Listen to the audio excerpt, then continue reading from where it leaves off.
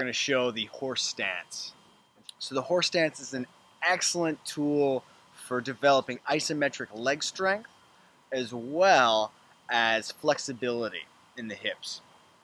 So the way I was taught to get into the horse stance is to get up onto the toes in a wide straddle position. From here, we're going to lower ourselves down as much as we can while maintaining a neutral spine. We're not going to tip the chest forward, nor are we going to arch the low back. We're then going to slowly lower our heels down, but maintain that connection from the medial balls of the feet. So once I find that position, I can hold it, or I could do a little bounce. And we're just going to maintain this position for, let's say, 30 seconds to maybe even 2 minutes. The value of holding it longer is to develop strength in this low gait position and to really help increase that mobility and flexibility in the hips. We can then come back up onto the toes and stand up. So, a couple notes about the horse stance. Really good for developing isometric strength, really good for developing flexibility in the hips, and challenging that lower body in general. One of my teachers, Josef Fruchek, brought forth this very interesting story about the horse stance, in that he likes to call it the mountain position rather than the horse stance, because he feels more solid when he calls it the mountain position.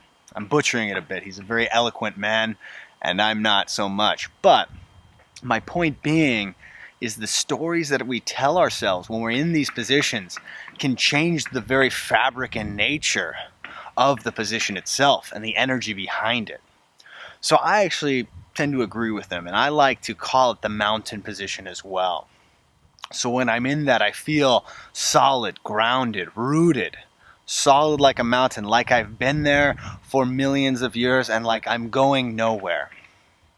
So that should be, or that in my opinion, is the essence of this position.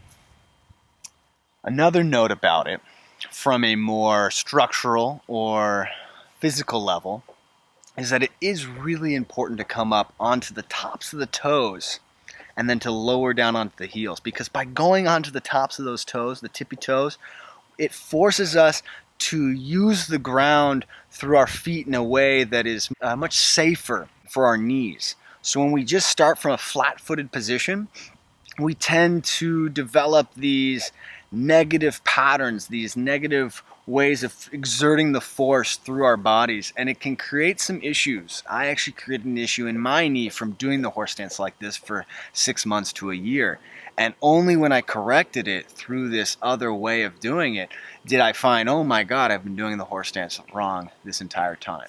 If you have any comments, questions, concerns about the horse stance, feel free to reach out.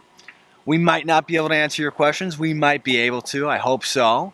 And we look forward to seeing you again. Please subscribe to our channel and stay tuned for more videos.